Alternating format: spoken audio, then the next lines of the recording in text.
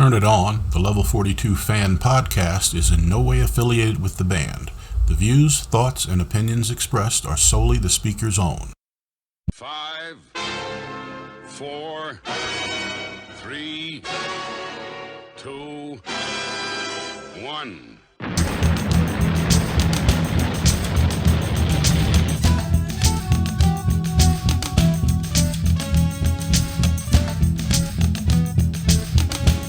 Welcome to Turn It On, the Level 42 fan podcast. We are here with our typical trio from here in the United States, here to talk the time away with all things Level 42. The convivial Mikey Payne. Say hello, Mikey. Hello, everyone. The irrepressible Winston M. Walker, Windman with many faces and many names. Please say hello. Hello, hello, hello. And I'm Bob Constantine, also saying hello to all the Level 42 fans out there, past, current, and future from all over the world. We appreciate you being here. Gents, welcome, and welcome to the House of Usher, as we are going to spend today talking about Forever Now, which will celebrate its 30th year anniversary in 2024, which is a little hard for myself to grasp. Yeah. It's been 30 years. Where did it go? But before we go there, I just wanted to talk about some relatively new news regarding Level 42's festival year in 2024.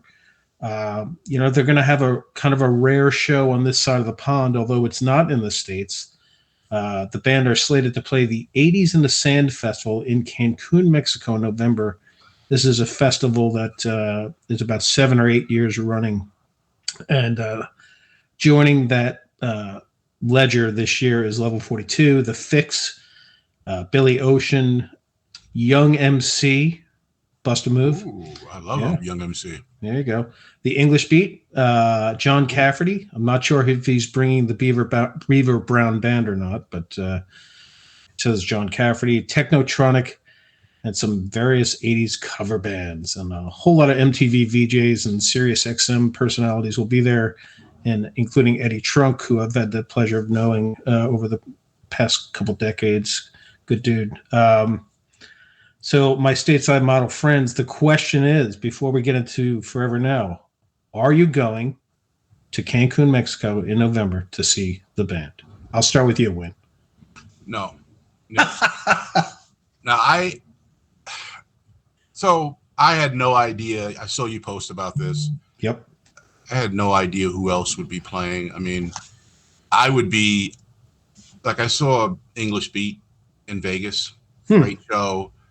I would love to see Level 42.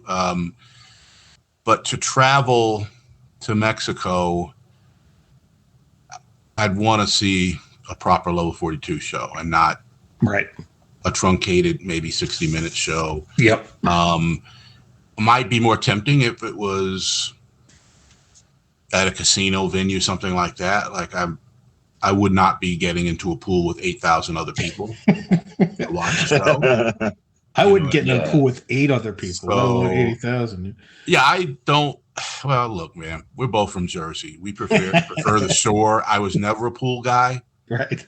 I mean, I saw a bunch of poolside gigs in Vegas when I lived there, but I never got in the water. I just sat on a lounge chair. Like, that was never my thing. So if it was like a regular venue, I might be tempted.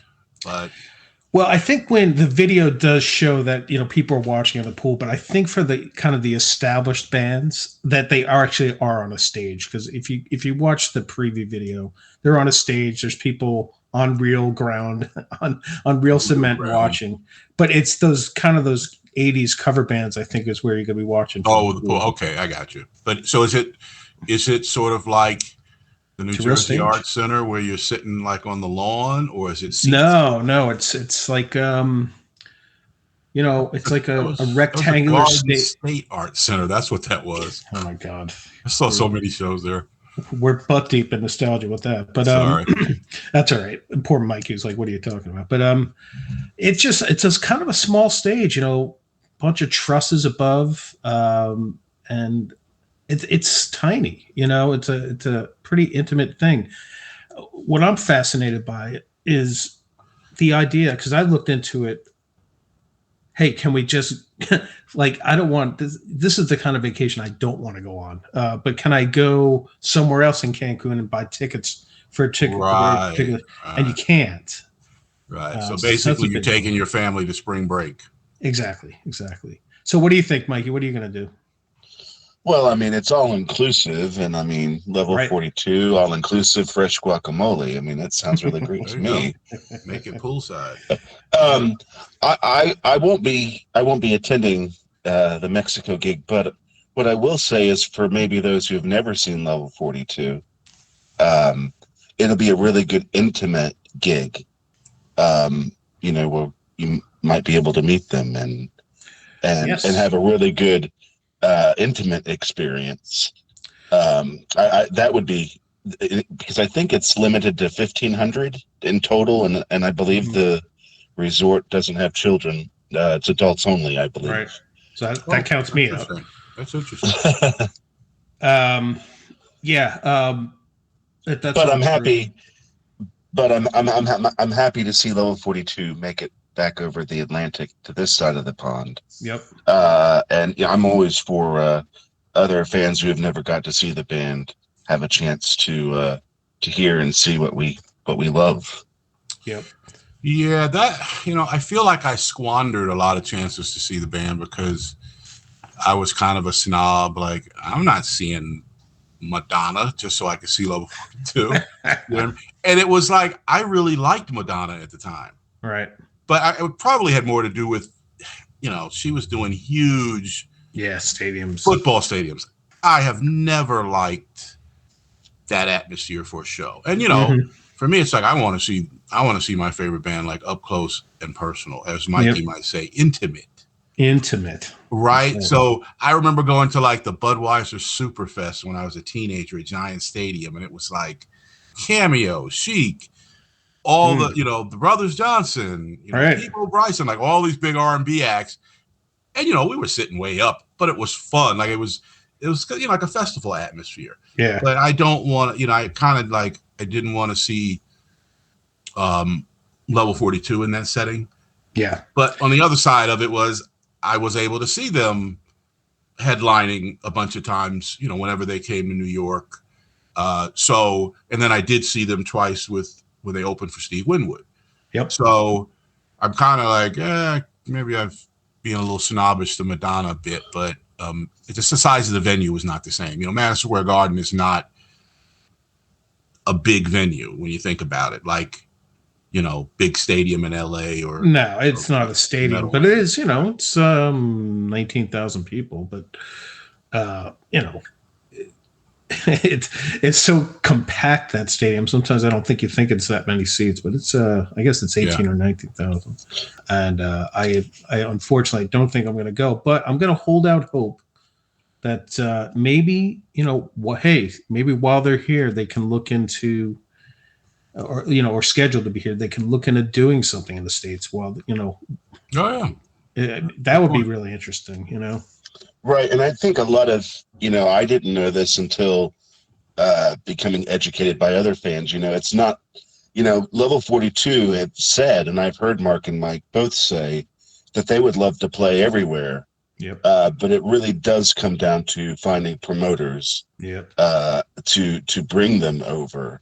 It's not just the fact that they say, hey, let's go play Kentucky or wherever. Right. But I can also hear our Australian and New Zealand friends just screaming at us right now saying, at least you guys have a gig on your continent. Yep.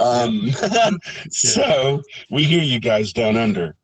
But if you've never had a chance to see them in North America, it'd be a great opportunity to go see the band, hopefully get to meet them and have a really good experience with some level 42 fans. Yeah, absolutely. And there's all these festivals. Even in the UK, there are people who may not even know about level 42 all that much, and they kind of sneak up on them, right? Because they have no idea that there's these stellar musicians, who you always know they're going to be the best musicians at any one of these festivals they play for the most part. They're just so muso, and they probably don't expect it. So I think there's always that great element of surprise for people. But I'm like you. We need the USA and Canada would love to have Level 42 back. Yep. Anytime they want to come back. Right. So on this note, I will say that when they were here in 2010, great moment when I guess it was in where was that first show? I think it was Virginia. No, it was Annapolis, Maryland. Annapolis, So I was, yeah. So I was at that show, and Mark King says, as soon as they play the first song, he says, "Hey, we're back." He goes, "I told you we'd be back." But, he said that in 1987. Right, right. It was very funny. We'll be back eventually. It was very funny. But even when that happened, I was like, you know what? I got to see them 3 times, and they came here, and I know it wasn't a big financial windfall for them as right. So I was kind of like, if they never come here again, I am so grateful that they did. But now that it's 13, 14 years on, I'm kind of like, boy, I really wish they'd come back here. It's been too long. It's been too long. It's been too long. Because you don't think about it, the time just kind of creeps up on you, and you're thinking, really? Forever now? 30 years? Yeah, I know. Like, I'm old. Yep.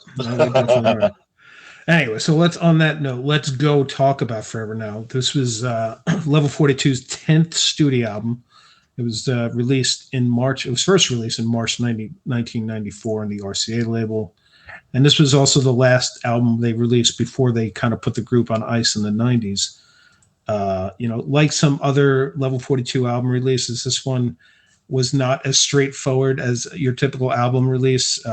Kind of requires a little explanation in that there were 2 releases of the album with different track listings and cover art. The RCA release in 1994 had 11 tracks, and in December of 1995, it was reissued on the Resurgence label out of Austria, I believe, with 15 tracks. And 6 of those tracks were not on the original version, and there were 2 songs which were on the RCA release that were not included in the Resurgence version. So figure that out. And there's the trivia question is those 2 songs were Tired of Waiting and All Over You. Billy's Gone. There's 2 different versions of that. And I, when I read that, I kind of read over the years, and maybe you guys have too, that the Resurgence reissue was really the one that contained the original track listing as the band had hoped and intended, right? But for the purposes of this conversation, I was hoping we kind of look at both of these versions as one body of work. And so with that, I'll start with you again. What is your take on Forever Now? Where are you rating it and ranking it? I never thought about that until now. So I have a weird history with this because I had taken a hiatus from Level 42 for a few years. How dare you? So, and it wasn't a purpose that I was just, I was working in a big city, busy, probably just got into, other music. And for whatever reason, I didn't know that this album had gotten released. So somehow I found out about it. I'm like, oh my God, I missed the Level 42 album. And I picked it up. Never, that's to my knowledge, they never did a vinyl. So I got a CD. I did buy the vinyl reissue recently. Good. Never played the vinyl yet. I wound up getting rid of my turntable because it was a stupid purchase. I kind of bought a fancy DJ turntable that I could never afford when I was a teenager. Right. And then I realized, I'm not trying to get up every 20 minutes to pull the needle off the engine.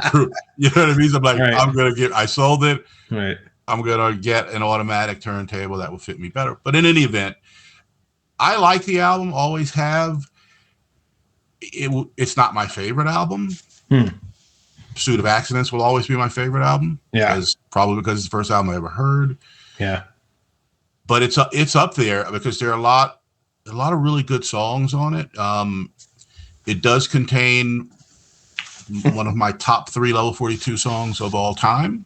We'll get to that when we talk about the tracks. Yep. I liked the production because it was different.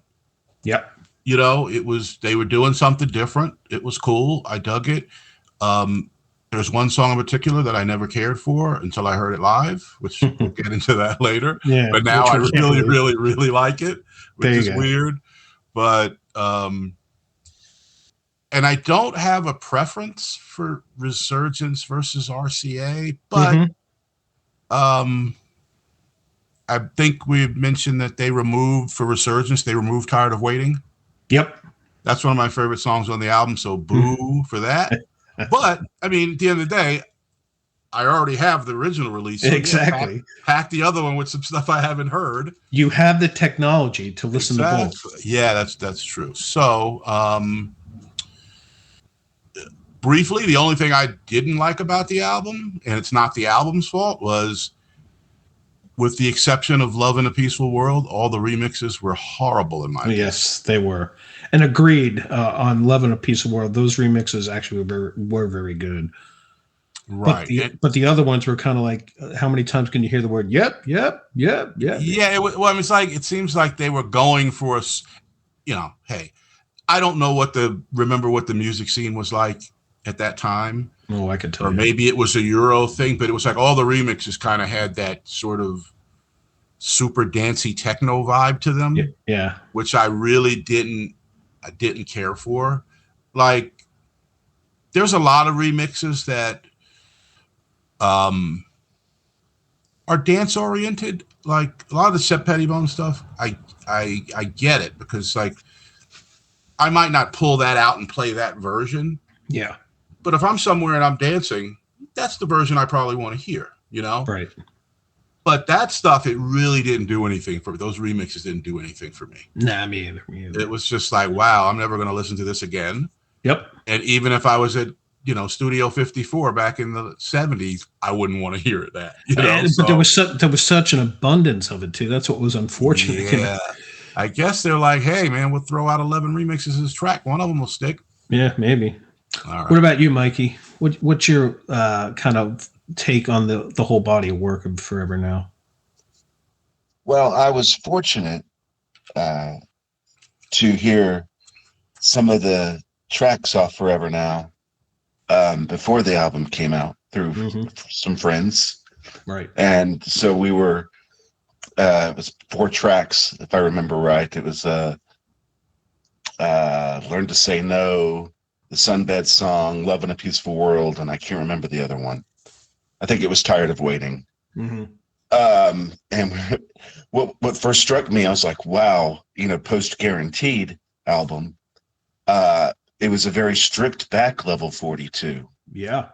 So, and I knew Gary Husband wasn't so much involved in the new project, so I was really curious, what musicians are going to be on the album. And in March of '94, just a few weeks before the album was released, I was in the UK, and me, Ian Buck, and Bill Frost were hanging out and went to go visit a friend that worked at RCA in London that wanted to see me while I was there, and went to the RCA building there in London in Fulham and said hello. And she surprised me with an advanced copy of the cassette of Forever Now with all the tracks on it. And we were like, we could not get out of there fast enough to go find a tape player to play this thing. Right. And we wound up going to a friend's flat there in Ealing Broadway, and their flat, and which had paper walls because we played the whole tape at like volume level 3. Right. And the neighbors were just banging away on the walls. We didn't care, but just remember listening. And I met Mark King that week, and sorry, Mark King, I apologize in advance. We wanted to say something, but we didn't want Mark to know that we just got the album 2 days before. Right. Was that like 2 days before his car was broken into? I can't afford the insurance on a Range Rover, so it wasn't me. But it was the first time I had met Mark King there on the Out of White, and I couldn't say anything about how brilliant the album sounded from the 2 days that we had it in advance. And it was, for me, it was a new Level 42 sound, but it harkened back to the early days. Totally agree. And it had this really, I think they started experimenting with loops and things, and it's just had a unique organic sound to it. Than I think any other album, except maybe the early tapes have.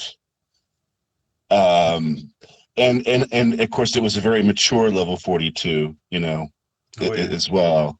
And when I'm surprised that the album didn't rank higher with you.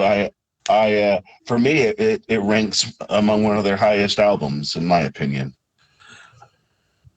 Yeah, I guess. I mean, maybe because it's like the last real, album that had the most participation from original members, maybe that's it. And honestly, I've never, it's easy for me to pick favorite songs. I've never sat down and, like, I say this album is my favorite. I couldn't tell you which one is my least favorite, but I've never tried to rank all the albums because I know it would just be foolish because, I one time I was like, oh, I'm going to make myself a quote unquote mixtape. And I'm going to put like maybe 3 favorite songs from each album. And it's like, it was hard doing that. So I'm like, man, I got to have this song on this tape. And it's like, okay, so literally you're sitting here recording every album in a row. It became silly. So what I think about most though was Staring at the Sun was different. Guaranteed was different. This was different. It's almost like they did 3 big career moves in a row. Yeah. And which, I was the guy who had a problem with World Machine.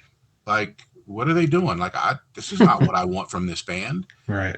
But in my mind, it's like, I like them doing instrumental songs. Well, it wasn't like they did a bunch of instrumental songs on the 2 albums prior to World Machine. You know what I mean? Yep. So it's like I got trapped in the early tapes, Level 42, Pursuit of Accident stuff, and forgot that, they've been moving on the whole time.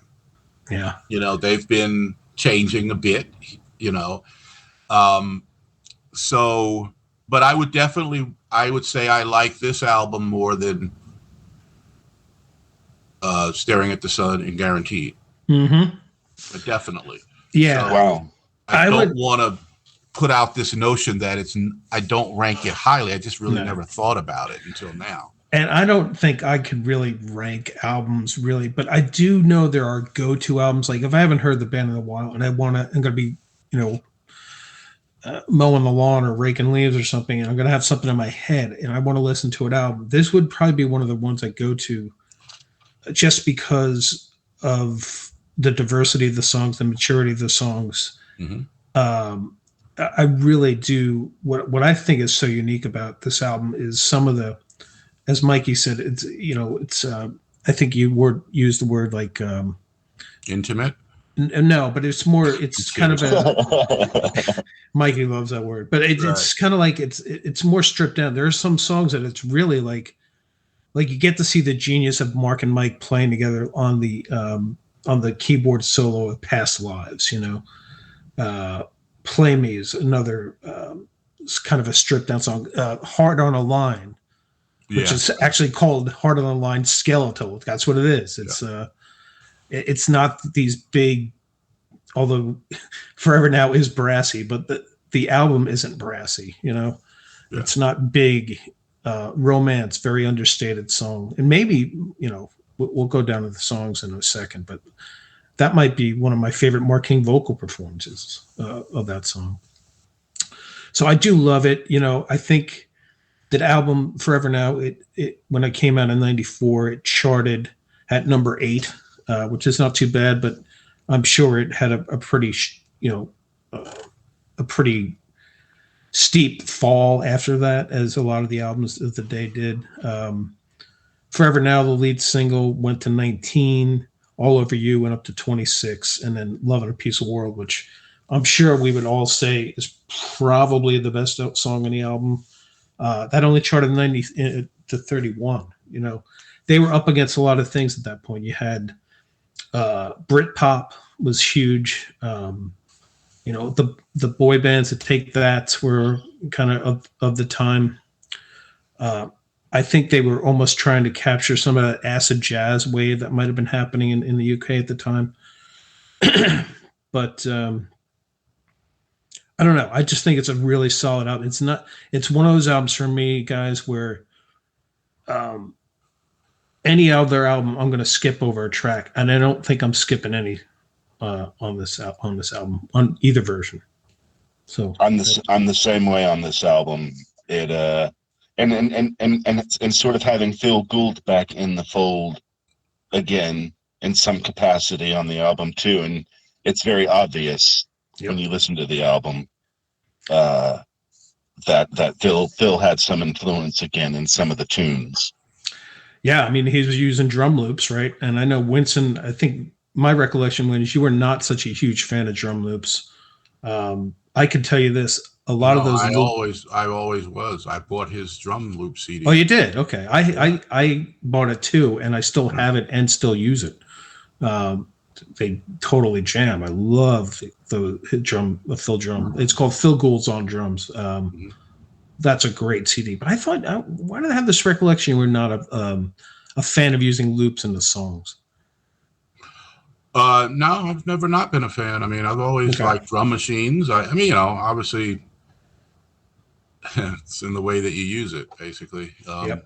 Or do you mean in this album particularly? Yeah, in this album. Oh no, I didn't mind it. I mean, obviously, you know, it's like you've got one of the best drummers out there. Like, why are you doing that? But it wasn't like they were forced to do that, right?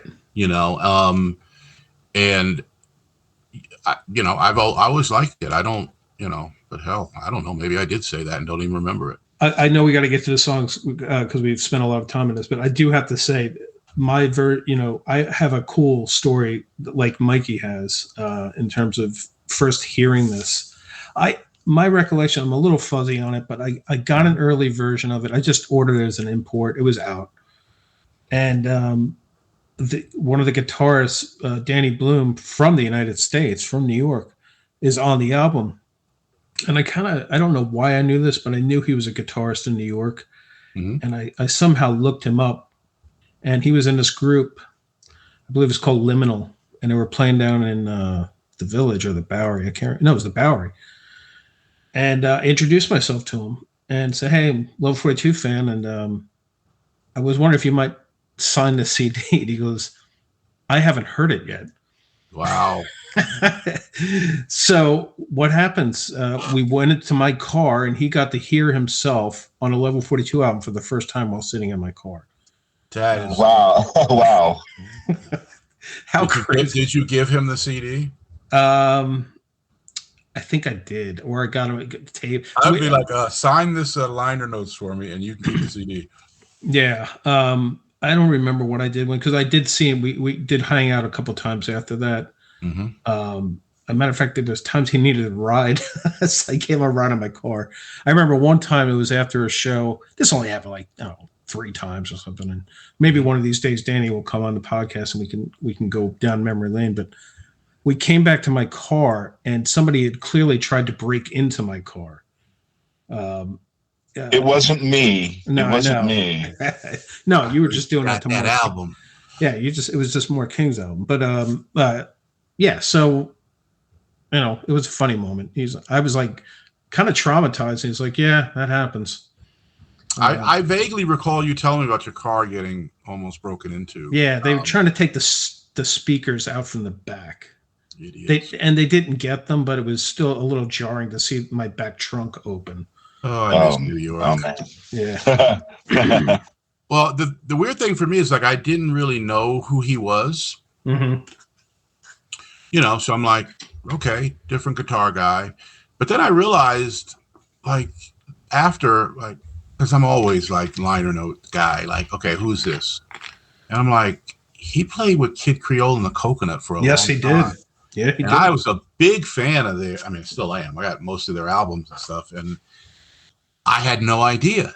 I'm like, what? Like, how did I not? Because that was my thing. Like, I was always reading liner notes, like who's playing this, who's playing that, and then I see him on something else, and like, oh, I'm gonna buy this record because this guy's on it, and I know him from this other stuff.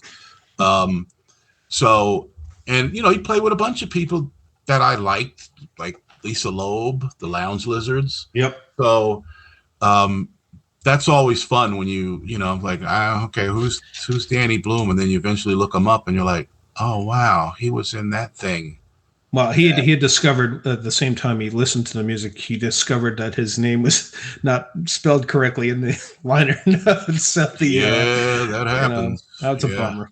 But it was a Phil Gould connection he had, and I really do hope he'll come on. But just 2 points about my recollections of what he said about those recording sessions were, one, he did not want to overstate the work he had done on it. He said Mark King actually did a lot of the guitar work on it and did it very well.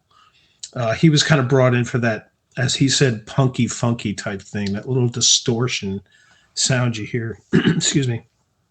And the other thing he said was he was just amazed at how much Mark King could pull off a vocal on a first take. He said he never saw anything like it, which I thought was very interesting. Cool. Wow. It'd be really interesting just to be a fly on the wall when they do these recordings, just to see them put them together. Yeah. All right, so let's go down the tracks. Forever Now, the aforementioned Forever Now, the single, co-written with Richard Derbyshire from Living in a Box. Mm-hmm. I think this is a great single, kind of typical of their lead singles of the day, Heaven in My Hands and Guaranteed were both kind of flag posts, I guess you could call them, for those albums. And Forever Now is that for the, as a title track and a lead single. What do you guys make of this? I agree. I mean, you threw that on like, okay, yeah, they're coming out of the gate with some fire. I like it. Still like it. I even like the goofy little video. It's kind of fun. Definitely a good lead track on an album. Mm-hmm. I still really like that song a lot. That's a good choice. Yeah. I love the horns at the end. Yeah. What do you think, Mikey? Yeah, it's a good initial song to represent the album. Again, I love the brass work. I remember Mark saying it was sort of a real happy, brassy feel to it. It would definitely fit the airwaves of the time of stuff that was being released. And it was one of the few songs I didn't get to hear in advance. So when I heard that, I was like, huh, okay, yeah, we have an album now. Right, exactly. Yeah. And what's amazing to me, if you think back of the day, kind of the rumor with this album was RCA was kind of, they weren't giving Level 42 much of a chance. I think they felt their time had come, their peak time had come and gone. And, the music landscape is shifting. But if you think about it, how many promotions did they do for that song? I mean, the TV appearance, you could probably count out 15. So they were out there. Probably the tip of the iceberg. Yep. Every Euro country, and everyone's got a TV show, and you go on there and pretend to play the song. So. Yeah. But so they did get a chance. It was out there. And 19's nothing to sneeze at, but again, it wasn't a top tenor, and that was as high as they were going to go off this album. Model Friend. One of the things I love about the song are the harmonies in the verses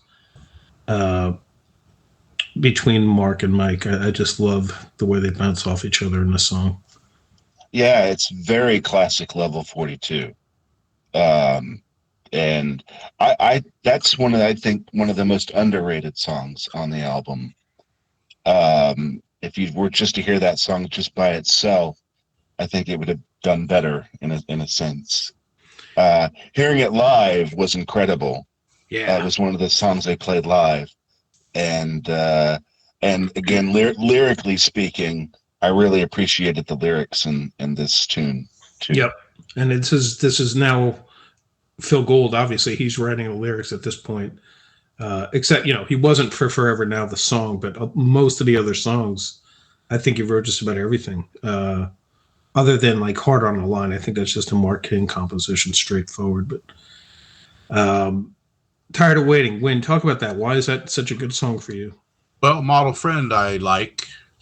You skipped over me for that one. Sorry. I thought it. How'd you know I hated that song? Maybe, but I don't. You weren't being a very model friend there, Bob, were you? I'm sorry. Yeah. Well, apparently Bob was tired of waiting for me to comment. Thank you. Wow. I'll be here all night. So enjoy the fish. I really like the song. It sets a serious mood. Yeah. It like slow groove. I really do. I do like it a lot. Don't think it's a single.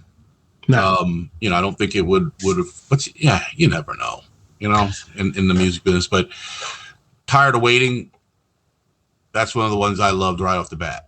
And I know there's more than one version. Yeah, I think, or there's a remix or something, because there is one version that I prefer more, and I don't think it's the album version. I think when you might have turned me on to this, I think there's a Tired of Waiting with kind of alternative lyrics, which was the original, and you have it. You had it early. Yeah, musically, there's something different. Yeah, it's been a minute since I've listened to it, but I really, really, really like that song a lot. Yeah, they got, kind of the lead and the background counterpoint, like classic song. Oh, we got Wally on that song, right? Writing. Yeah. Gets a writing credit on that. Yep. Yeah, straight classic. It was also, and maybe our friends Paul Waller and Simon Carson can correct me if I'm wrong. I'm sure but they I will. I know it won't be the first and it won't be the last. I think Tired of Waiting was actually going to be the next single off the album. I could see it, but All Over You's got that. I remember even seeing reviews that somebody wrote the very hot waterish All Over You is the second single, because of that's a good point. But to me, it's like, if I think about it now that you just said that, because I wonder if that might be in Paul Waller's awesome book that, that visual discography book that he wrote. But to me, like All Over You is too much like Forever Now. Yeah. I mean, they don't sound exactly, but that same feel. Like, so to me, it would have been like, maybe Tired. I mean, I could just be saying this because I love Tired of Waiting, that, everyone wants to think that they can pick the singles, but maybe that's why I felt like that might have been a better choice, Tired of Waiting, because it was different than Forever Now. So I'm surprised that if Forever Now wasn't a huge hit, that somebody at a record company would pick something that kind of sounds in that same vein. And why would they not say, oh, well, let's go with something different, right. But hey, I got the album, so I can enjoy all of it. Yeah, and that's another song there was a video for it too, which is ironic. Here in the States, we have my cable system is Xfinity, formerly known as Comcast, and you could look up videos that are available to watch on Xfinity, and the only level 42 video you're going to get is All Over You. Don't ask me how. Don't ask me why. But it's still. I mean, as of like 4 months ago. I have Xfinity for my Wi-Fi, or my internet, and they give me like this special 4K box, and it has it, but I never use it. So I'm curious. That's something that I could do. Like, could I search for music videos on that thing? Yeah, I could. Okay. That's a whole nother show, and we'll do that another time. We'll go right into Love in a Peaceful World. For my part, Level 42's biggest miss in terms of a single. It should have been huge. This is a Phil Gould, Steve White composition. And the original RCA version has the longer version, which is kind of the transmit and receive coda that goes That's on. the And best part. it is the best part, but I believe the Resurgence version does not have that. I believe it fades out, if I recall correctly. Yeah, I would imagine it's short. Well, they're putting more songs on there. They got to cut. Yeah, because I believe it's like you got a little over maybe 17. Maybe 7.25 minutes on the RCA, and then it is 7 minutes 13 seconds. Yeah, and good. Then that's probably a minute shorter, the Resurgence version. Yeah. Which best song on the album in my top 3 Level 42 songs of all time. That is an amazing song, and I was so impressed, not impressed, but just so happy when I saw, oh my God, Gould and Steve White, who I have loved since the Style Council days. Mm-hmm. I was a big Style Council fan. I think he joined that band at 17. Yeah. And I've got all their records. I had a bunch of live laser discs back in the day of their shows. And I always loved his playing. And I know, he had done another project with Mick from the Style Council, and Phil Gould was on it. So I knew that they knew each other, but it's just one of the best songs Level 42 has ever recorded. And it's, 2 drummers. Yeah. Which goes against, when I grew up listening to music and I really didn't know how music was made. It's oh, well, the drummer don't sing. They just play the drums. You kind of felt I felt like everybody in the band this guy, you just play the bass. That's what you bring to this song. Yeah. And, the concept of one guy writing a whole song, that was alien to me. And it was or obviously the guy singing wrote those words. That's not how it goes, So that just blew my mind. I was oh, this is an amazing song. And if you get a chance, if you hear the demo that they did of it, it's all there, Yeah. But then, you got the string arrangement that Mike did, and it just goes to another level. Mm-hmm. Oh, okay, here we go. I'm gonna be getting on that. But I'll tell you something. I love this song so much that when I managed movie theaters, I would program. The theaters would get sent these CDs to play. So, if you're sitting in the theater before the movie starts, there's music playing or whatever, and they'd be some generic DJ guy saying what the songs are, And I was we're not playing that. I'm going to make my own tapes of music, right? And play it because it would drive the employees nuts to have to work 8 hours and hear the same 10 songs over and over and over. Right. I put Love in a Peaceful World on it when I worked in New York, and I did it in Vegas. And I literally, there were customers that would come up once or twice a week, hey, there was this song that you guys are playing in the thing. And they would ask what it was, because obviously I wasn't doing a voiceover saying that this is what it was, And totally. And I could have a similar experience that very, in terms of somebody just random hearing it. I remember I was at I was just out of college. I was back at my mother's house for a little bit, and I was listening to it. And my sister, who was not a big Level 42 fan, she's she heard it. She's like, that song is amazing.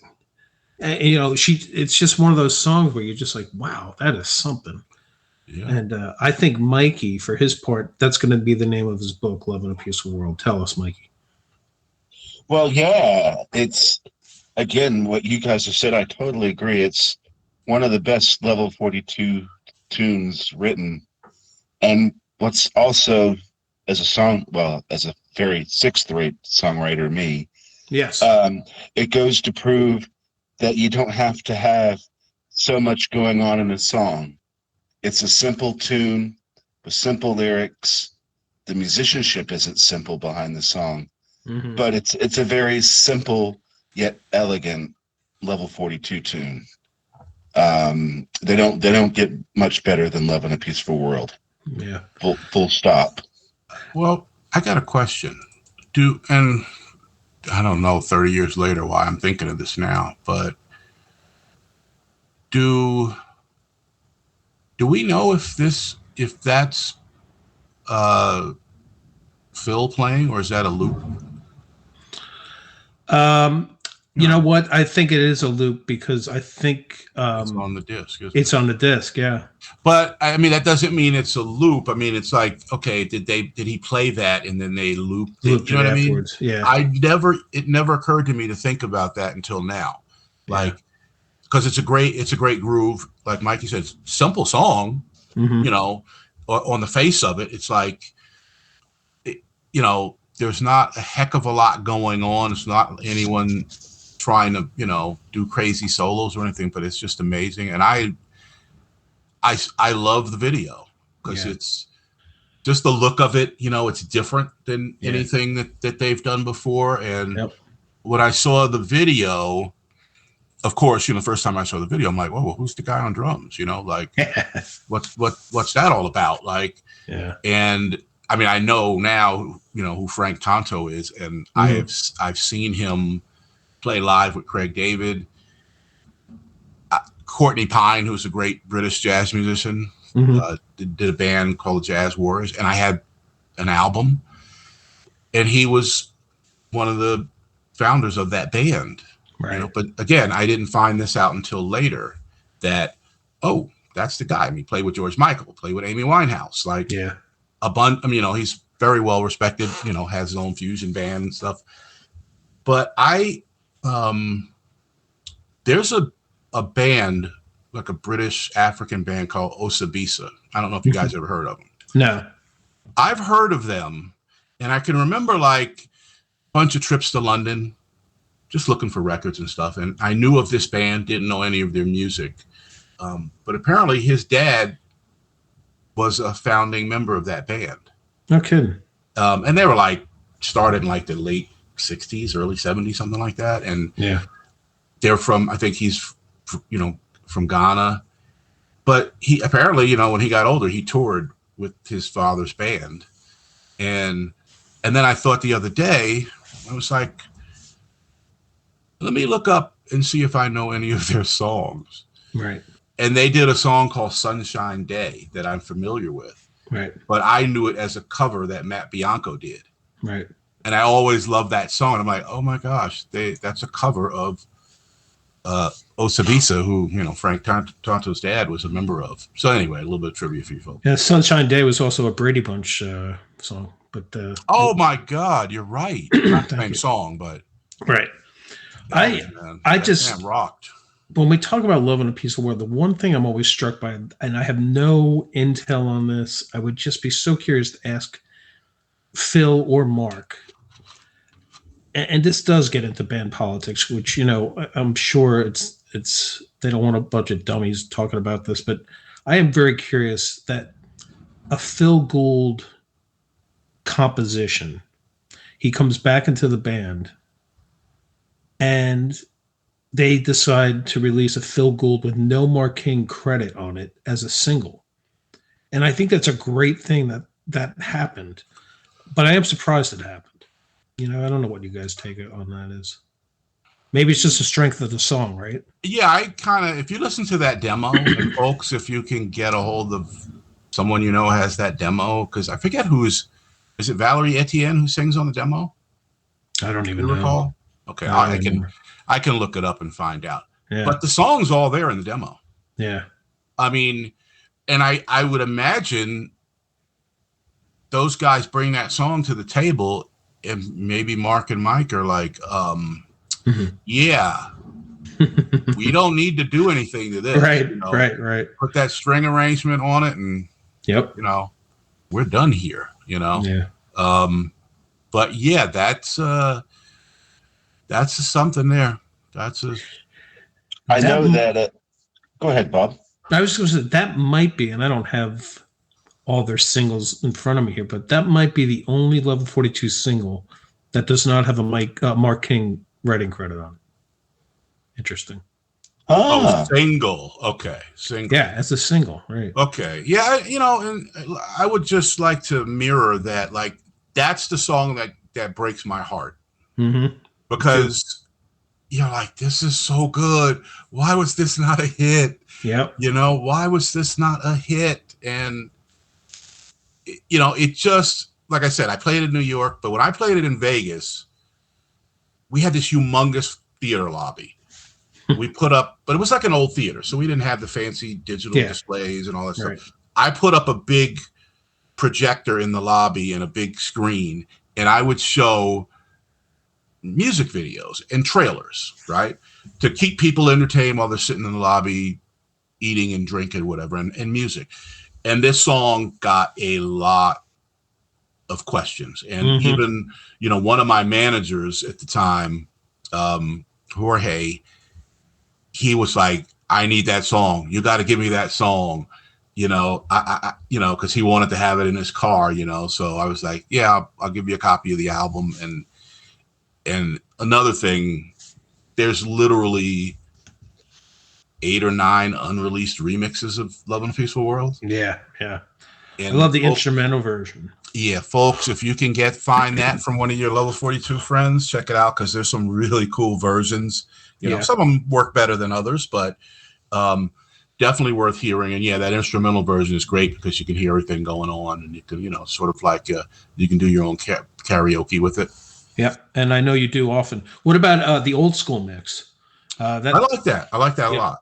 But there's another one. I don't know if it's the old school mix or there was another mix that didn't come out, and it kind of has this drum loop on it that I've heard in a couple of other R&B or pop hits. And maybe that's why I didn't get released, because it wasn't, because I'm pretty sure there was a TLC song that used the same drum loop. Yeah. And maybe that's why, it's just like, well, maybe this is a little derivative as far as remixes go. But I just, I just feel bad when I think, I love the song. It's like, why wasn't this a hit? Why wasn't this? I'm totally with you. As I say, for me, it's the greatest miss. That, and it's not to, this isn't a slam against the song, but it was one of those songs that really could have been used as the motion picture lead theme song.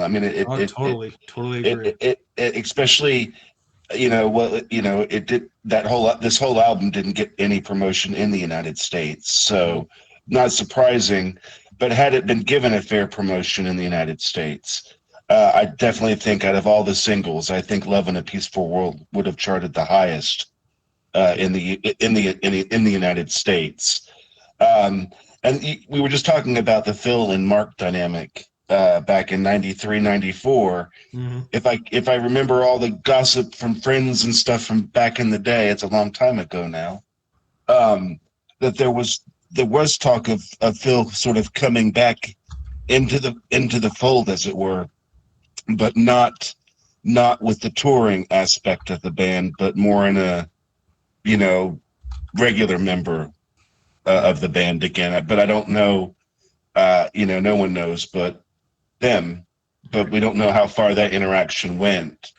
But obviously, like we've said before, if you know Level 42 and you hear Forever Now for the album for the first time, you can definitely tell that Phil Gould is definitely, his influence is back in a very strong way, and Love in a Peaceful World is just the hallmark of that involvement.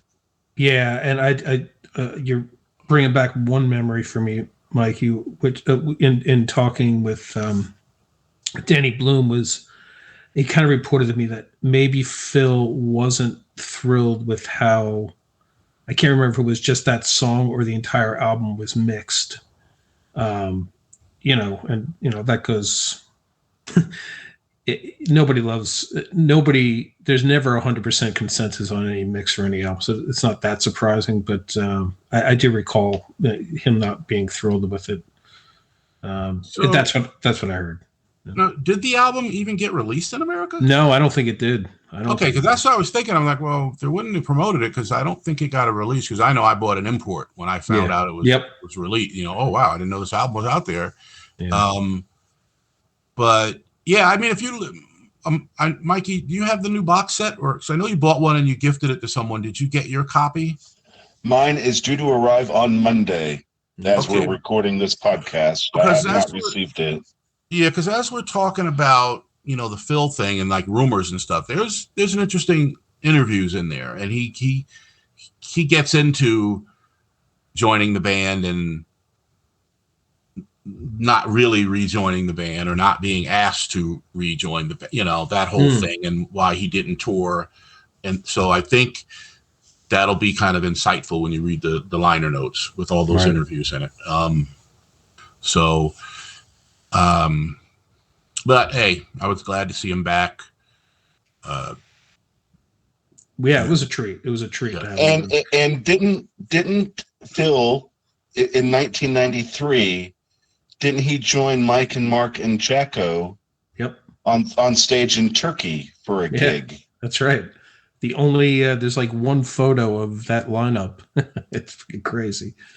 Yeah. So was that a live thing or was that some promotional? Okay. I think it was. I think it was a live promotional thing, but it was in Turkey. Right, but I mean, live, quote unquote. Like, did they perform live, or was it just like they were filming a performance, like lip sync kind of thing? I have no idea. I think they were miming. I don't recall the specifics of that event. It's just so weird because Jacko's not even on the album either. I mean, how many Jacko? He played very little in terms of recorded history, but he's all over the tours. Let's move on a little bit to Romance. We've been on, we've gone through the first 5 tracks of the RCA version, and Romance, as I noted earlier, this to me is one of my favorite vocals from Mark King. Really subtle. Love the strings. A different song, a really different song. Mikey, I'll start with you. What do you like the best about that? I really love the slow, funky groove of the tune. And again, those on YouTube, try to find the instrumental version of it too, because there's so much going on that you don't hear. But again, what a great freaking tune. And to me, harkens back to something that you might have heard on The Pursuit of Accidents. Yeah. What about you, Win? Yep, great song. Good vocal performance, like you said. Good groove, because it's, grooves don't have to be fast and funky. Yeah, and if you really, Mikey was talking about the things going on in this song. There's some really cool bass fills that he's doing. This is, pretty much, I think it's all finger style, except maybe Phil's playing bass? What'd you say? I'm sorry. I know what you mean. Bass fills.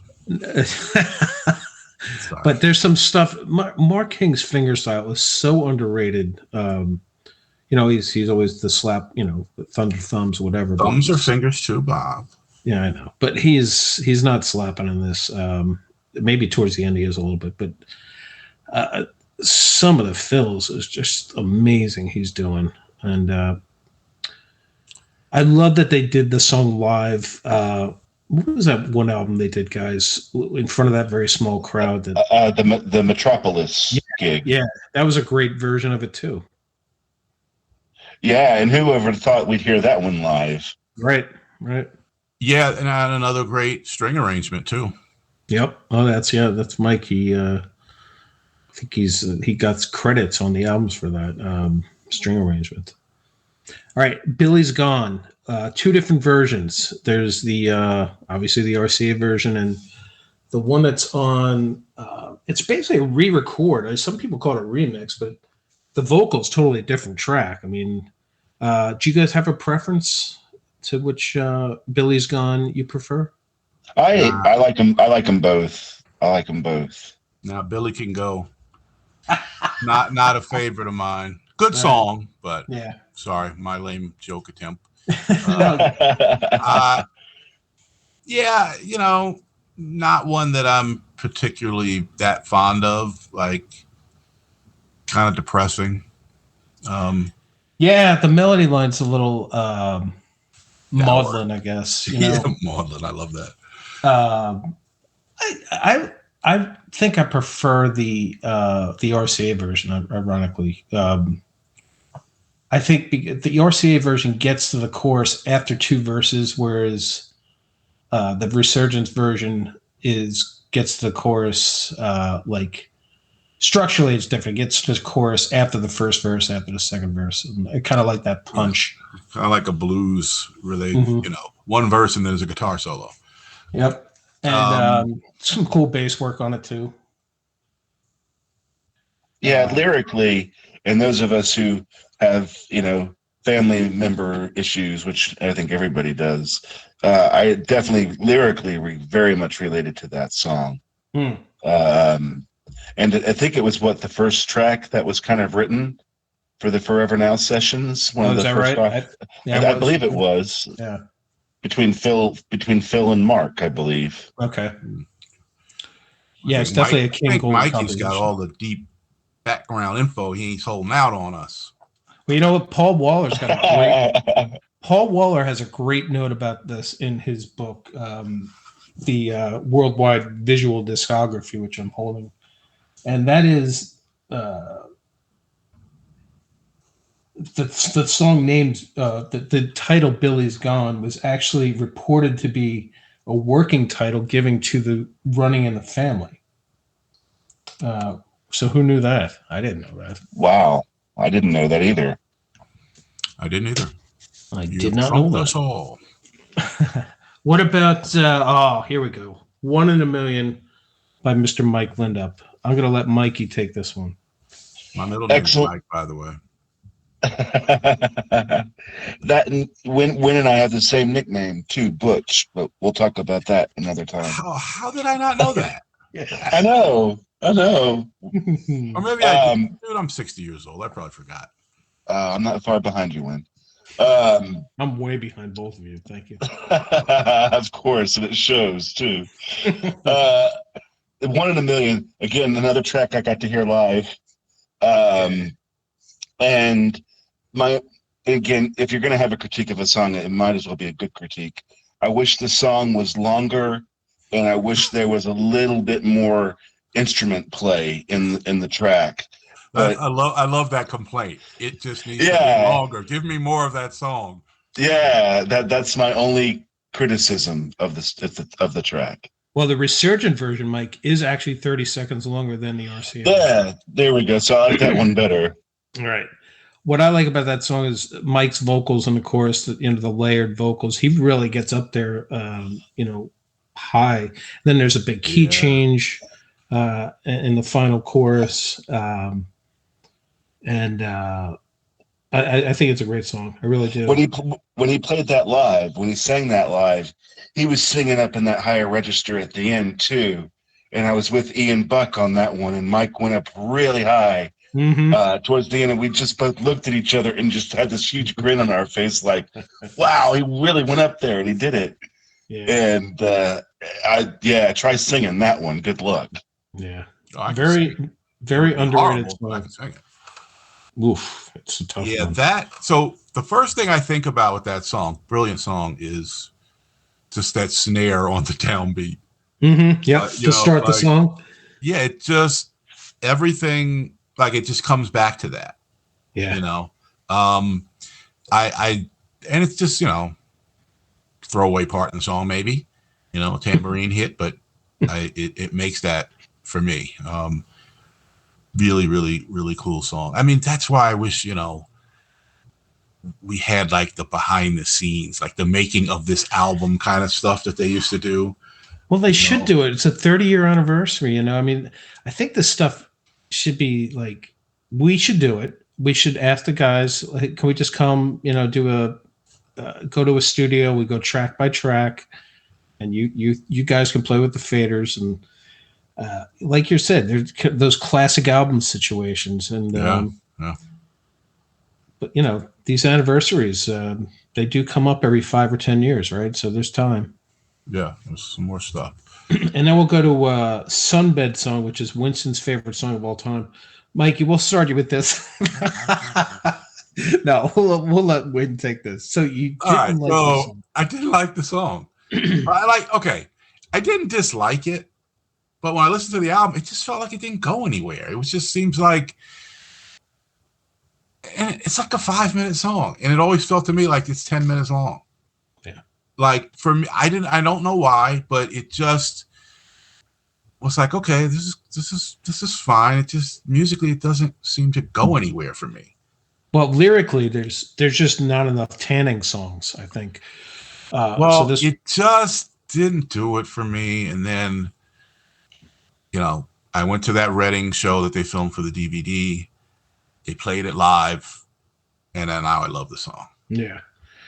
I mean, it has such a great instrumental break at the end. I mean, and yes, but it didn't hit me on vinyl. It just didn't. But when I saw them do it live, I was like, oh, how did I not love this song the first time I heard it? Like, and I do now. Like, but it wasn't a skipper. I never skipped the song on the album. Right. Mm-hmm. But it was just the bridge to the next song, as opposed to, I'm looking forward to this one. Yeah. But man, they did that sucker live, and I loved it. And now I like. And when I tell people that, like, I don't know anybody that likes this album that felt how I did. So when I tell them I didn't like it, they're like, "How could you not like that song? What is wrong with you?" I don't know what's wrong with me, but now I appreciate it. So, what do you think, Mikey? I'm exactly like you, Win. Loved this. I mean, enjoyed the song. Didn't skip over it.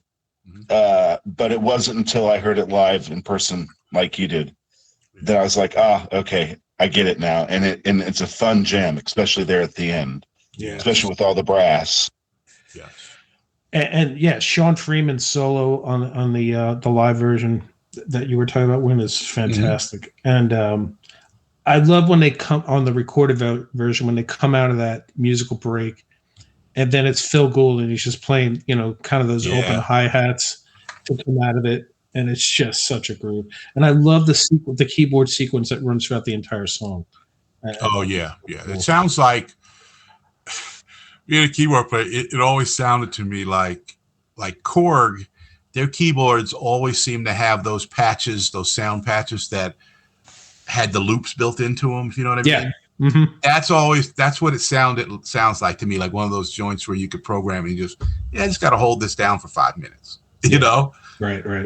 But, it sounds like obviously somebody played the program that, or, maybe Wally. No, not Wally. But yeah, whatever. It just always sounded to me like one of those one finger patch sounds. It's like, oh yeah, that's cool. You could just build up around that. Yeah. One of my favorite lyrics from the tune is "Turn it on whenever you can." That's exactly right. Very familiar. Yeah, I just there's some there's continuity, as we say, right? It's an old term on some of their older material. It shows up there, and it shows up here on this wonderful podcast. Talking in Your Sleep. Whenever I think of this song, there's a part of the song Phil Gould writes about,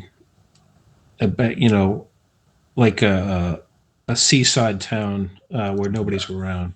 And having lived, and I live near a seaside town in the winter, and it's exactly like that. And it always takes me right there when I hear shutters go up. Yep. Yeah, it's depressing. Yeah. And I love this song. Well, I mean that. I don't mean the song. I mean that the picture that yes evokes. It's like, it's just deserted and no one's here. And okay, so for me, it's sort of the opposite of Sunbed Song. Oh yeah, which for me on record sounded like it was 10 minutes long. This one doesn't sound like it's less than 4 minutes long. Yeah, it's deceptive, and I really like the song. I like what it says. Yeah. But I guess back in the day, singles were like 2.5, 3.5 minutes. They didn't have to be 10-minute jam sessions. Right. Yeah. This isn't, we love hearing the tunes and we love hearing them sing, but again, it's one of those if you hear the instrumental version of Talking in Your Sleep, Yeah. It's just, especially Phil Gould's drumming, whether it's drum loops or his actual drumming. Yeah. And just the relaxed nature of that tune. And again, lyrically, the lyrics paint living in, the flags go down in a seaside town. Mm-hmm. Those that do live near a seaside town totally get that reference. Yep. But musically, and funny, I hear Mark King something about you clown laugh there in there. Harry Rice has made a reappearance. Yeah, right. That's a different take, right? I mean, that is kind of comes out of nowhere. I really do love Mark's vocal on this song. It's pretty heartfelt. It's evocative. I think it's a very underrated song. Talking in Your Sleep. I totally agree with you. Don't Bother Me. It's kind of an acoustic, look back at the 80s, I guess. Different, when we talk about how different Level 42 could be, I mean, every once in a while they throw an acoustic song and it just somehow works, even though, they're funkmeisters, whatever you want to call them, keyboard band, pop, whatever. I love this song. It's such a wry lyric, This always felt like it should have been on the Guaranteed album. Yeah, I can see that. It feels like a Guaranteed album song. Yeah. Good stuff though. Very simple. This is what? Who wrote this? Phil and Mark, yeah. Yeah. So and it was always Mike, you might know this, but wasn't it rumors that, this was one of those Phil lyrics to Mark at the time, whatever battles they were going through, and I don't know how true it is, but it is weird to think that, Mark is singing a lyric about him from somebody else. This has happened a few times over the years. Yeah, the lyrics can kind of seem kind of cutting if you look at it in a certain perspective. Yeah, I suppose. Yep. Again, how much of these lyrics are autobiographical and how much of they are just creative lyric. Yeah. But yeah, I love the tune. I especially love the end of the tune. Oh, I was just going to say that. Go with that. Yeah, with the Andy Griffith whistle at the end, and Andy Griffith. I get that. Yeah, I get that. yeah.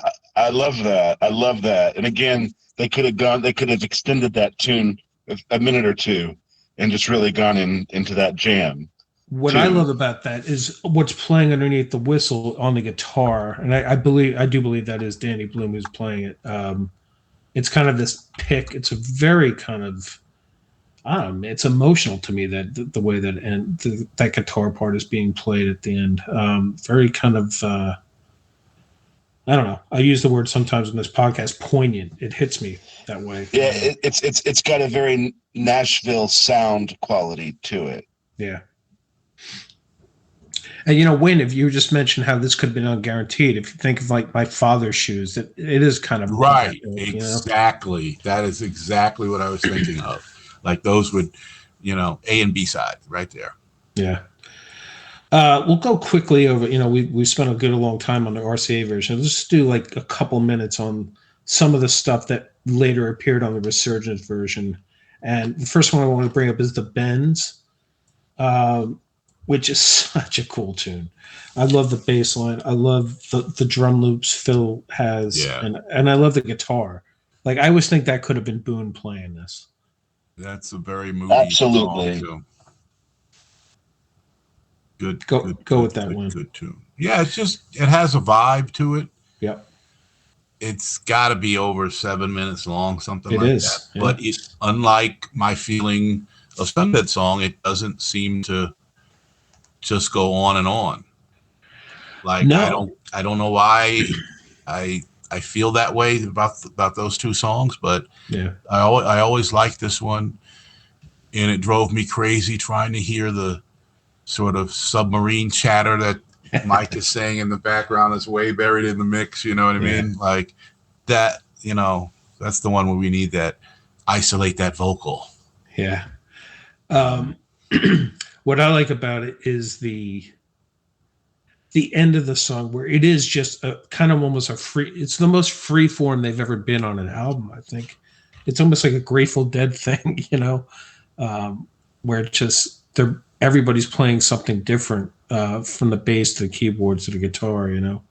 Very different. And I should mention, I said this was on the Resurgence version, and it was, but it was also the B-side to Love in a Peaceful World. Yep. Too.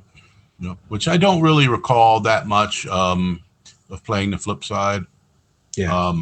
Probably just really got into it when Resurgence came out. Because I believe I probably got Love in a that's this. I remember getting the CD single, and I wound up getting vinyl later. So at that point, I may have, by the time I got that single, I may already have had the Resurgence version.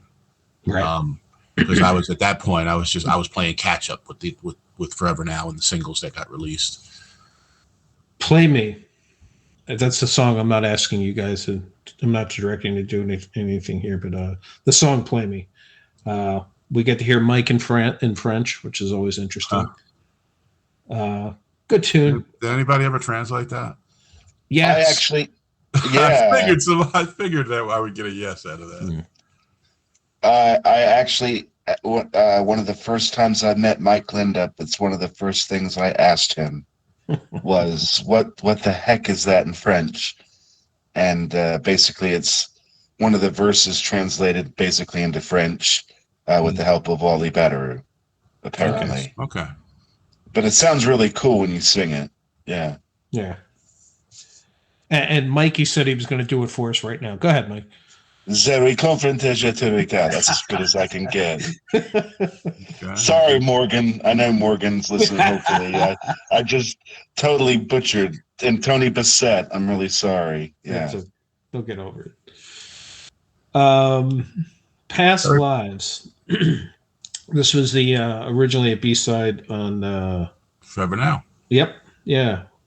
God, that was quite a single, man. You had Forever Now, Play Me, and Past Lives on the same disc. It's amazing.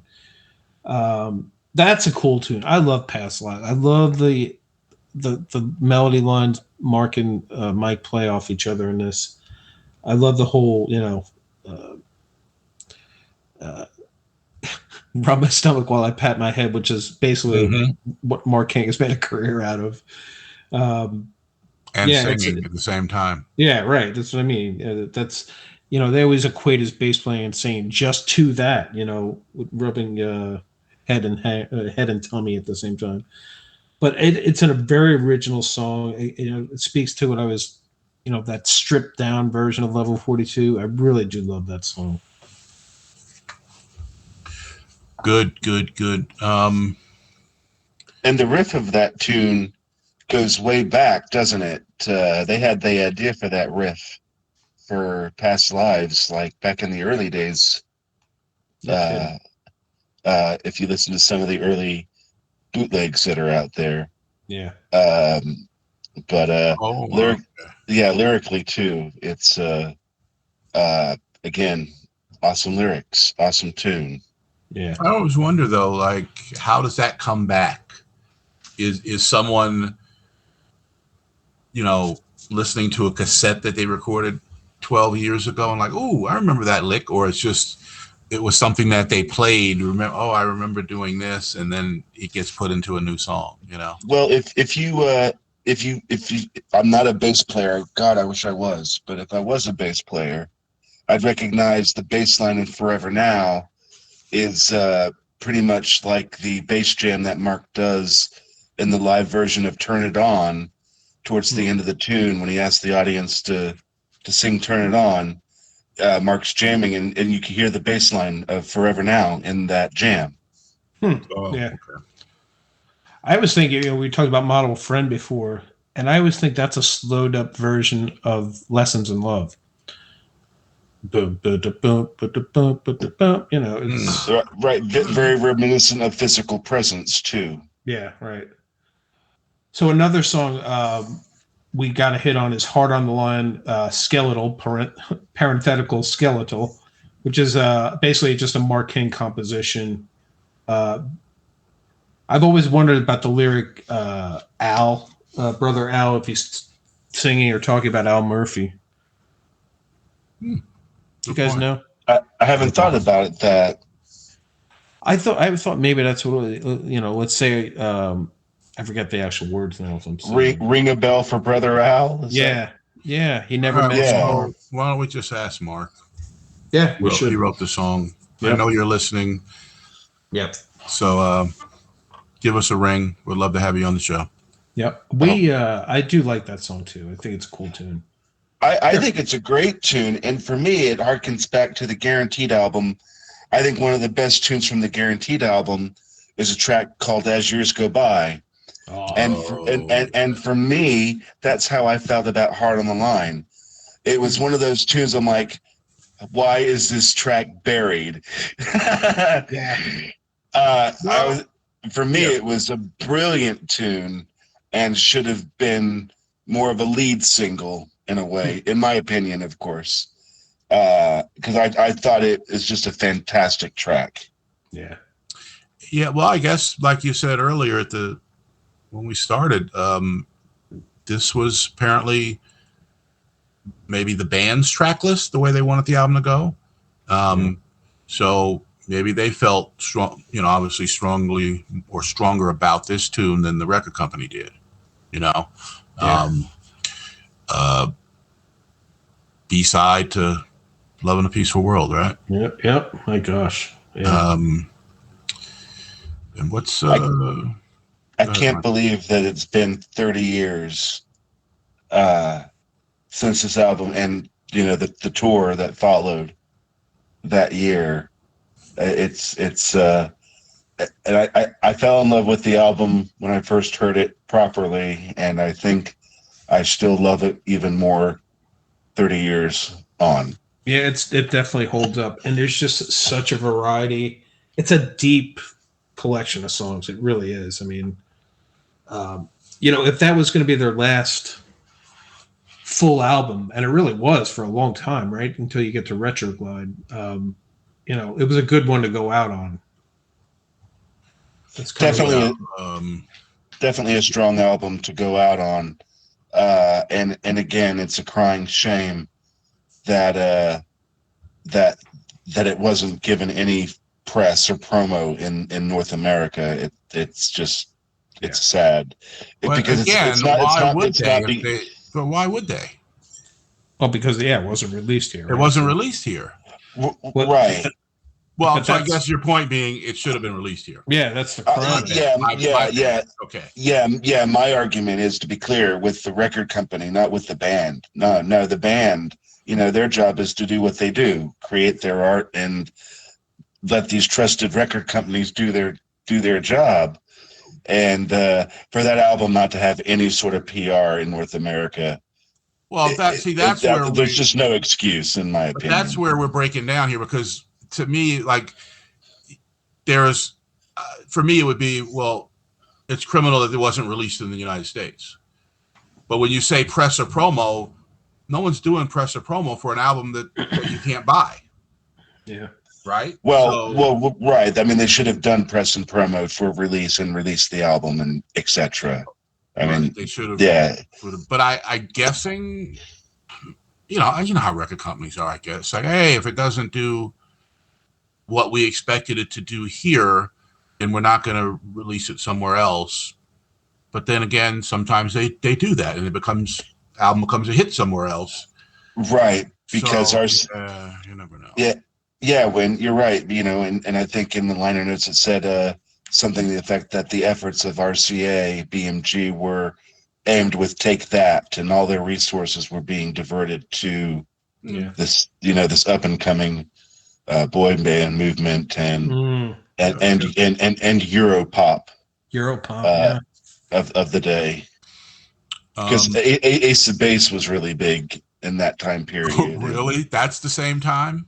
Yeah, Ace of Base. Oh my goodness! I have nothing to, because I just was totally tuned out of, at that point in my life was like, I'm listening to what I like. Like, I'm not listening to the radio. I'm not watching music videos. So I really don't have that memory of this album came out at the same time that this other stuff was popular. But I mean, I know about the whole boy band thing, and I get it. Record companies are like, it's like the movie business. Like, political thrillers are hot. So every studio is pumping out political thrillers, or they're doing superhero movies or whatever. Right. That's what they're doing. We got to get the new boy band or the, whatever. And because it's, at the end of the day, they're just trying to make a buck. Yep. That in North America, anyway, in that time frame, grunge music was really ascending in that period. Like I remember that, and I wasn't into it at all. Like I was like the whole Nirvana, and like never cared for it. And then what's the band that spun off from Nirvana? Foo Fighters. Foo Fighters. Yeah. I'm like, how are they in the Rock and Roll Hall of Fame? Like, because I have no concept of their music at all. Like, I literally know them from one of their songs got used for an NBC sitcom, and I love that song. That's how I know the Foo Fighters. Like, so, and I know that one song by Nirvana, which obviously makes me think of the Love in a Peaceful World video, because that Nirvana, the baby in the pool, right? But I just don't have any recollection of, like, I didn't get into the whole grunge thing and any of that. And so it's kind of weird, like, to hear, Ace of Base was hot at the time, And when you say boy bands, I know the names, but I couldn't tell you, I know that song, unless you bring up like Backstreet Boys or something. Like one, I could name like a song that they did because it was everywhere, But we've got another. Don't we have another song that we didn't talk about? Time Will Heal. We got two left. Oh yeah. But by the way, the idea of Win and flannel is. I got some tour shirts. I mean, pictures of me on tour, like I was with Level 42 the band, like going to tours in Europe where I'm wearing flannel shirts. There you go. I grew up. You got long hair and you're playing hacky sack and skateboards. No, I did ride a skateboard as a kid. There you go. I had flannel shirts and tough skin jeans from Sears. You could be in the new Duluth ads, Win. I love those ads. All right, two more. And I can't believe how many songs we've gone through. Time Will Heal. I always thought this was just a Mike Lindup song, but it is a Mark King Mike Lindup. Right. Aaron. It would, on first appearances, you would think, oh, this is one that Lindup wrote. It sounds like his vibe. I always love this song. It brings back a bad memory for me because I was dating a girl. Right. Hold on. Let me get the couch out. Go ahead. I went to a wedding in Virginia. I was living in New York at the time. And I wasn't dating this girl, but we used to date. And I invited her to go with me to the wedding because it was in Virginia. She was living in Virginia. And I played that song for her because I really liked it, and she hated it. And you know how sometimes you'll play a song for someone and they won't comment. Yeah. It's like, whatever. And she's like, oh, I don't like that song at all. And I just gave her the side eye, like, really? Like, okay, we're not even going to discuss this, but I was so upset. Like, how do you not like this song? Yeah. And I still love the song, but I always think of that. God. I'm sorry, I just brought the room down. No, it's all right, man. I just hope time healed. Yeah, I'm with Win. For me, that track resonates very close to home too. Again, brilliant song. Should have been a leader song in my opinion, and I love the drumming at the end.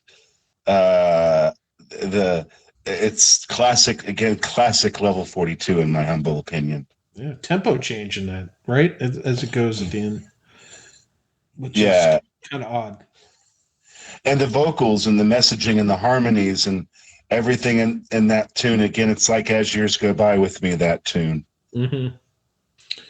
Lastly, guys, Learn to Say No. This was it was actually on the Japanese version of the original Forever Now, but really kind of found its place on the Resurgence version here.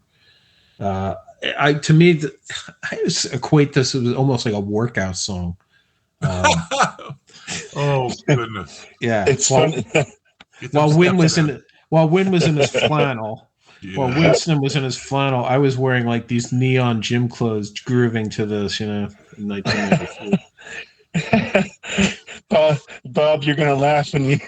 Bob doesn't. For those listening, we haven't discussed anything we're talking about until we actually record these things. So Clearly, my favorite memory of this tune is at a Cher concert in 1998. really. What? Waiting for Cher to come on stage. They play music and stuff. In the audience. Yeah. Maybe Wynn was doing the music for the show in Dallas, and playing all these tunes, and all of a sudden, out of nowhere, "Learn to Say No" comes on. Wow. In the Dallas Fort Worth Metro State Fairplex thing, this huge outdoor venue. And of course, they have all these dancers and stuff on the stage doing these routines and stuff to these songs. So there's hopefully someone has a video out there of this somewhere. That's What? But there's this dance troupe doing this Oh my this god! dance thing to learn to say no. This is killing me. So I every time I hear "Learn to Say No," I think of Cher. I don't know what that speaks about me. It's all probably true, but there you You were go. at a Cher concert, right? Yeah, So why would you not think about? Okay, so this literally is making me think of back in the 80s. Remember there were like these aerobic videos? Yeah. Mm-hmm. But not the ones where it was like people trying to get you healthy. It was just like sexy dancers in those clothes, just dancing to like just songs. Yeah. That's what you reminded me of. Like, okay, they played this song before the concert, but this dancer's on stage doing routines to all these songs. Yeah. It was like this. God. It was like a pseudo aerobic gymnastics. Yes, it thing. was probably like those things. Names were probably like erotic aerobic videos, but everyone was fully clothed. But it was like very suggestive, like the angles of the vid. Oh my god! Yeah, but they had sticks with flyers on them and waving flags, and it was very coordinated. It was a whole thing. Okay, I've got something I want to ask you guys because you heard this at a Cher show. First of all, about the song. Yeah. It always sounded to me like this is not the song, this is the remix of the song. Huh, interesting theory, yeah. Like it wasn't like the original song is different because this just reminded me of one of the remixes of the other songs on the album. Like it's in that vibe. Yeah. But I don't know why, but that it always struck me as that way. And it kind of like, I don't feel like it fits on the album, but throw it on the Resurgence to give us more stuff. But maybe, it'll be interesting to see if and I think who's the remix of that guy? Lorimer? That is one of the writers on this. So yes, he is. And I believe he did a bunch of remixes for the songs on the album. Yeah. Right. So my question was, because Mikey had brought up the Cher show, and I bring this up because I have had an experience with one of the songs on this album. What's the strangest place you've heard a Level 42 song? I got two answers to that. Okay. One, I was in an Atlantic City casino and Guaranteed came on the song, so it's kind of odd. And just a few years ago, I don't know how odd this is, but it was kind of a neat moment where I was at Winston, for those out there, Winston and I are longtime New York Mets fans, and I was at a game, and they played Something About You in between the innings throughout the entire stadium. And so what I do is I get my phone out and I record it. And you sent it to me. I sent it to you, and I also sent it to Mark King, and I said, really? I said, don't even tell me you still can't play stadiums here in the U.S. anymore. What did he say? He didn't say anything back. Okay, so, that's hilarious. Yeah, no, you never told me you sent that to him. Yeah, well, why would I? I don't know. I mean, thought we were friends, but whatever. But it was quite a moment. It was very cool. I remember that. I was working in New York at the time. We all know our good buddy Carl Mueller lives in California. How's Carl? Hey Carl, we got to get you on the show, buddy. Hey Carl. I called Carl from my desk in my office one day, and we talk to each other on the phone every now and then. He called me from his job, vice versa. So I call him. It's one of those deals like, oh, thanks for calling this company. Put in the, I punch in the extension if you know it, puts me on hold while I'm waiting for him to pick up the phone. And what's the Muzak song that's being played? Love in a Peaceful World. Oh my God. Wow. And I'm like, what is going on? How is there a Muzak version of this? That's amazing. Like, how have I not heard this? So I'd probably wait 15, 20 seconds for Carl. He picks up the phone and I'm immediately like, dude, put me back on hold. He's like, what? Like, just put me back on hold so I can hear the rest of this Muzak version. Yeah. And then I probably got disconnected and had to call him back. And then I explained it and he had no idea, and I've been like, how do you get Muzak versions if you're not like a store or a company that has hold music or whatever? And, I've never obviously heard that version again, but I would love to have it because it was basically, instrumental version of the song with a lot of, orchestration and everything, Yeah. So if anyone out there has a connection with the Muzak folks, it's funny, drop us a line. The Sirius XM, I don't know if they still have, they used to have a Muzak station. Oh, that's interesting. Yeah. And, you can go back, 10, 15 years and you could find documentaries on how they make that stuff. It's pretty. What's the name of the station? I forget. Stuck on an elevator? Yeah, no, it was something like that. It was something like elevator something or. Yeah. I got to look it up, but it was funny. When the strangest place I ever heard a level 42 track. Oh, I'm sorry, Mike. I didn't No, that's okay. I was flying back from England. It was flying back from the Forever Now shows, and I was on Northwest back in, that doesn't exist anymore. In the old days, the kids wouldn't know it, but in the old days, you didn't have, internet or any, Wi-Fi and no phones, and you had to wear the headsets. And so I had the headsets in and plugged in and was listening to the music that they provided. And all of a sudden, a track called A Kinder Eye comes on. Oh, God, that's wild. Wow. And I was like, okay, yeah, what an interesting track to hear at 45,000 feet. Trying to get you to cry.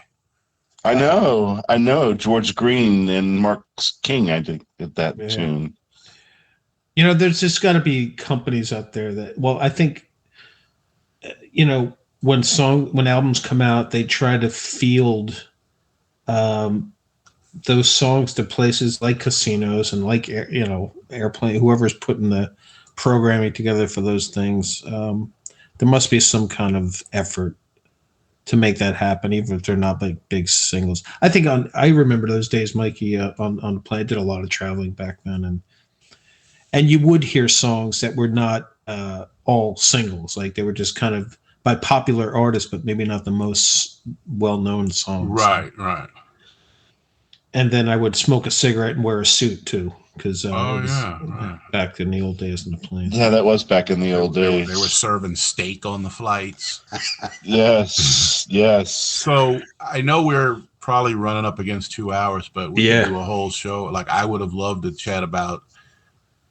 Obviously, I never got to see the Forever Now tour. Yeah, but there's some good quality recordings loose in the world, and I really liked that tour. A good set list. Great band. Who was the drummer again? Gavin Harrison. Gavin, yes. Yeah, Gavin Harrison. He's great, and he was doing a lot of stuff back there. Yeah. But you had a Okay, they did, I believe, Forever Now. Yep. 1 in a Million. Yep. Billy's Gone. Did they do Billy's Gone? I don't remember. Yes. No. Yes, they did. Okay, that's the Well, they did at one of the shows that I listened to. Wow. But Love in a Peaceful World. Oh my word. Yeah. All Over You. Yep. Sunbed Song, or did that come out later? That I don't believe they did Sunbed until not till later. Reading DVD. Yeah. But yeah, I was digging that. You know, it was like, for me, the experience was like of hearing Love in a Peaceful World live was like, oh yeah, I'm in heaven. It was like the first time that I heard, what was it?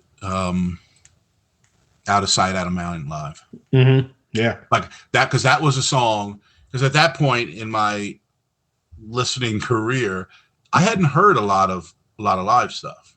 Yeah. You know. Yep. And to hear that live, it was like, oh, I love that song, and like to hear them do it live, and I think Linda had the vocoder or whatever, or whatever he was using to process his voice, right. Yeah. But I'll have to do.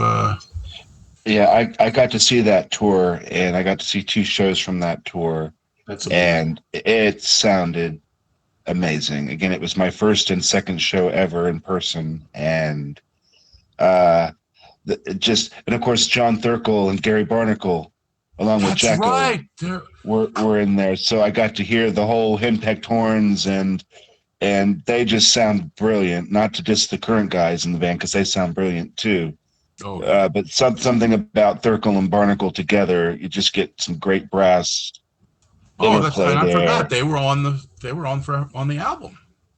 Yeah. I totally forgot about that. Yeah. Yeah, and Jack Jack's playing in the tour was absolutely fantastic. Especially in Love and Peaceful World towards the end. Yes. Oh my God. And his solo and It's Over literally brought me to tears. Yeah. Oh. That just making me think of the Jazz Cafe gigs. Yeah. That's a whole different show. Another thing. So I may have been wrong about Billy's Gone. That's at a private gig. I may have mislabeled something that I have here. So I got excited. Bob, he got invited to a private show and didn't tell us. Oh, is that what it was? And I requested just let it out of the bag. Yeah. Well, it's been great talking about this album. Again, guys, I really do hope everybody takes the time and goes back to the album if you haven't listened to it in a while. It really stands up. I really want to thank you guys for appearing and your comments as usual. It was a good show, and also want to thank everybody who tuned in from all over the planet. So for Winston Walker, for Mikey, She Cried Her Pain, I am Bob Considine. We are leaving you now, but we will return. We will wait till you return and butcher that whole thing. Edit. We'll see you next time.